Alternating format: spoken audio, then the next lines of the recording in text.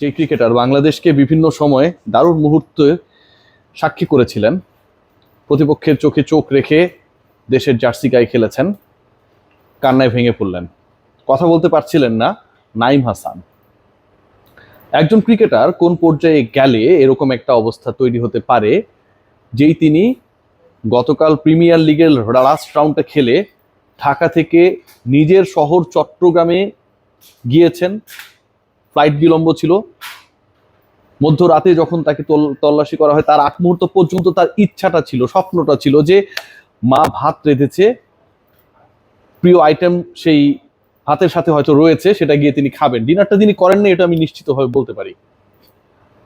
সেই তিনি খেলেন পুলিশের মার, পিটুনি, গলা টিপে ধরা, স্ল্যাং ইউজ করে একজন জাতীয় বীরকে, একজন জাতীয় ক্রিকেটারকে, বাংলাদেশ ক্রিকেট বোর্ডের চুক্তিবদ্ধ একজন সুপার হিরোকে যেভাবে অপদস্থ করা হয়েছে, অপমানিত করা হয়েছে, টেনে হিচড়ে থানায় নিয়ে যাওয়া হয়েছে, এটা সকল কল্পনারও কল্পনাকে হার মানায়। নাইমের সেই কান্না, সেই আর্তনাদ যেন পুরো বাংলাদেশের মানুষের হৃদয়ে রক্তক্ষরণ ঘটিয়েছে। একজন ক্রিকেটার তিনি তার শহরে গিয়ে হেনস্থার শিকার হচ্ছেন, এর থেকে ভয়াবহ আর কি হতে পারে। একজন ক্রিকেটার তিনি তার প্রিয় জায়গায়, প্রিয় জন্মস্থানে, যেখানটায় তিনি হচ্ছে ঢাকার এই জীবনকে, এই অনেকটা পাশবিক জীবন বলতে পারেন, যান্ত্রিক জীবন বলতে পারেন, সেই জীবনকে কিছুদিনের জন্য বিদায় দিয়ে অন্তত চট্টগ্রামে যাওয়ার চেষ্টা করছিলেন, ভাবা যায়। সেই তিনি তার শহরে হেনস্থার শিকার হয়েছেন। একজন ক্রিকেটার কখন ওই মিড নাইটের ফ্লাইটটাকে চুজ করে ভেবে দেখতে পারেন? একজন সাধারণ মানুষ কখন মিড নাইটের ফ্লাইট চুজ করে? কারণ সে ওই যন্ত্র নগরীতে থাকতে চায় না, নারীর টানে নিজের শহরে যেতে চায়। সেখানটায় খুলশী থানার 3 জন, এবং যে এক্সক্লুসিভ নিউজটা আপনাদের সাথে আমি শেয়ার করছি, সাথে আরো 2 জন ছিলেন, সেই 2 জনের কেউই পুলিশের সোর্স ছিলেন না, তারা সিভিলিয়ান ছিলেন, মানে আমাদের মতো সাধারণ মানুষ। তারাও নাইমকে প্রহার, পেটুনি এবং হেনস্থা করার সাথে জড়িত ছিলেন। খুলশী থানা এবং চট্টগ্রাম মহানগর যে পুলিশ রয়েছে, তারা ইতোমধ্যে টোটাল 5 জনকে গ্রেপ্তার করেছে। নাইমকে শুধু ওখানটায় পেটানো হয় নাই, নাইমের যে স্টেটমেন্ট, সেই স্টেটমেন্ট অনুযায়ী এখন পর্যন্ত যিনি শাস্তির ধরাছোঁয়ার বাইরে রয়েছেন, যার ব্যাপারে এখন পর্যন্ত কোনো অ্যাকশন নেওয়া হয় নাই অফিসিয়ালি, আমি জানি না তাই জানাচ্ছি আপনাদেরকে, তিনি হচ্ছেন খুলশী থানার ভারপ্রাপ্ত কর্মকর্তা। এবং এই খুলশী থানার ভারপ্রাপ্ত কর্মকর্তা যখন নাইমকে থানায় নেওয়া হয়, অ্যাকর্ডিং টু হিজ স্পিচ, এই ভিডিওগুলো রয়েছে, অ্যাকর্ডিং টু হিজ স্পিচ, খুলশী থানার ভারপ্রাপ্ত কর্মকর্তা তাকে বলেছে চোখ নামিয়ে কথা বল, চোখ নামিয়ে কথা বল। একজনকে তুই তকারি করা হচ্ছে, একজন জাতীয় ক্রিকেটারের কথা ভুলে যান, একজন সাধারণ মানুষকে, যার ব্যাপারে অপরাধ প্রমাণিত না, যার লাগেজে, যার ব্যাগে, যার গাড়িতে, যাকে বহনকারী সিএনজির মধ্যে কোনো ধরনের অপরাধমূলক কোনো কিছু পাওয়া যায় নাই, যাকে পিটিয়ে ওই থানার মধ্যে নিয়ে যাওয়া হয়েছে এবং তার সাবঅর্ডিনেটরা ভুল করেছে, সেই থানার ভারপ্রাপ্ত কর্মকর্তা ওই মিড নাইটে তুই তোকারি করছেন একজন ন্যাশনাল টিমের ক্রিকেটারের সাথে এবং চোখ নামিয়ে কথা বলতে বলছেন। আপনাকে, আমাকে, আমার আশপাশের কাউকে বা আপনার আশপাশের প্রিয়জনকে যদি ঠিক এরকম ভাবে নিরপরাধ কাউকে হেনস্থা করা হয়, আপনি বা আমি চোখ নামিয়ে কথা বলবো নাকি চোখে চোখ রেখে কথা বলবো? কোনটা করবো আমরা? মিস্টার ওসির যদি কেউ থাকতেন, তার আত্মীয় স্বজনদের কেউ হতেন, তিনি যদি ওসি না হতেন, তাকে যদি পেটানো হতো, তার যদি গলা টিপে ধরা হতো, তিনি কি চোখ নামিয়ে কথা বলতেন? নাইম হাসান কি অপরাধী, ক্রিমিনাল, তিনি চোখ নামিয়ে কথা বলবেন? সেই ওসির ব্যাপারে এখন পর্যন্ত আমরা কোনো অফিসিয়াল স্টেটমেন্ট পুলিশ ডিপার্টমেন্ট থেকে পাই নাই। যে ঘটনা যেভাবে ঘটেছে, এই ঘটনাকে কোনোভাবে এক্সপ্লেইন করার মতন, আজকে সকাল থেকে নিউজ ফিডে জাস্ট একটাই ব্যাপার ছিল যে নাইম হাসানের মতো একজন নিরীহ, শান্ত, ডাউন টু আর্থ, এরকম ভদ্র ছেলে বাংলাদেশের ক্রিকেট ইতিহাসে যে কজনকে আপনি একদম মানে মৃদুভাষী, চমৎকার ব্যক্তিত্ব, মানে সামনে পিঁপড়া গেলেও ওটাকে দেখে চলে সাইড দিয়ে চলে যায় টাইপের একটা মানুষ, কেউ মারলেও আসলে ফিরে তাকাবে না, ঠিক আছে মারছে, এই টাইপের ক্যারেক্টার, বিশ্বাস করেন।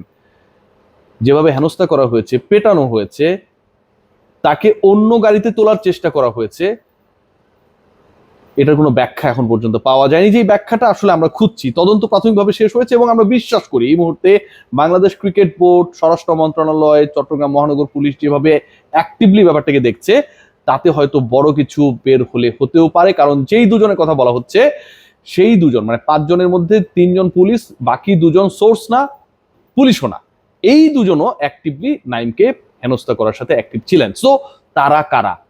আবার একই সাথে কেউ যদি অপরাধী হয়, পুলিশ কি করবে? তার পেট্রোলিং যে ভেহিকেলটা রয়েছে সেই গাড়িতে করে তাকে তুলে নিয়ে যাবে, থানায় নিয়ে যাবে। কিন্তু নাইমকে আসলে সেই গাড়িতে তোলা হয় নাই। আশপাশের মানুষজন এবং নাইম যখন বুঝতে পারলেন, নাইমের ভাষ্য অনুযায়ী যে মনে হচ্ছিল যে আমাকে গুম করে ফেলবে, ঠিক তখন তিনি পাশে প্রায় 100-র মতো মানুষ, এই চিৎকার চেঁচামেচি প্রহার নানাভাবে যখন গ্যাঞ্জামটা বেড়ে গেছে, অনুরোধ করেছেন, ভাই আপনারা কি আমার সাথে একটু যাবেন? কারণ যেই মানুষগুলো জড়ো হয়েছে তারা যদি নাইমকে যেই গাড়িতে তুলে, পুলিশের গাড়ি না, নিয়ে যাওয়া হচ্ছিল, তার সাথে যদি ওই মানুষগুলো যায়, তাহলে অন্তত নাইম জীবনে বেঁচে ফিরতে পারবেন। নাইমকে অন্তত ওই গুমের যে শঙ্কা তৈরি হয়েছিল তার মনের মধ্যে, সেটা ঘটবে না। প্রত্যেকটা মানুষ, অ্যাকর্ডিং টু হুইচ স্টেটমেন্ট, প্রত্যেকটা মানুষ, 100-র কাছাকাছি মানুষ নাইমের সাথে খুলশী থানায় গেছে। This is the power of mass people, mango people. এবং প্রত্যেকে এই ঘটনার সাক্ষী হিসেবে তাদের ফোন নাম্বার থানায় লিখে নিবন্ধন করে তারপরে বাসায় ফিরেছে। কতগুলো এখানে ফিশি ঘটনা ঘটেছে। প্রথমত, একটা ন্যাশনাল ক্রিকেটারকে সবাই চিনছে, শুধুমাত্র আমাদের ওই পুলিশ সদস্যরা চিনতে পারছে না। তারা ক্রিকেট খেলা দেখে না, তারা ক্রিকেট খেলা দেখে না, তারা কি খেলা দেখে খোদা মাবুদ জানে। নাম্বার 1। দ্বিতীয়ত, তাকে মারা হয়েছে, কেন মারা হলো সেটার ব্যাখ্যা নেই। তৃতীয়ত, তাকে একটা ডিফারেন্ট গাড়িতে তোলার চেষ্টা করা হয়েছে, এটা ভয়াবহ, কারণ পুলিশ তার নিজের পেট্রোলিং ভেহিকেলে না তুলে কেন অন্য একটা গাড়িতে তোলার চেষ্টা করবে। চতুর্থত, তার গলা টিপে ধরার চেষ্টা করা হয়েছে, সেটা কেন করা হয়েছে। পঞ্চমত, যে এই পুলিশ সদস্যদের সাথে আরো 2 জন ছিল, টোটাল 5 জন ছিল।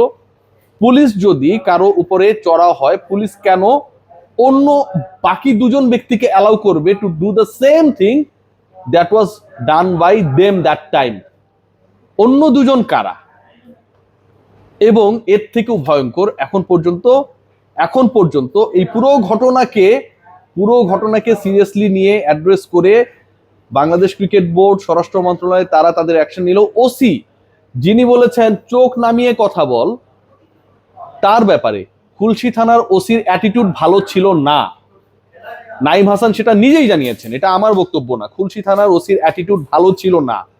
তিনি কি সবকিছুর ঊর্ধ্বে চলে গেলেন কিনা, তার ব্যাপারে এখন পর্যন্ত specific statement from the police department আমরা পাই নাই।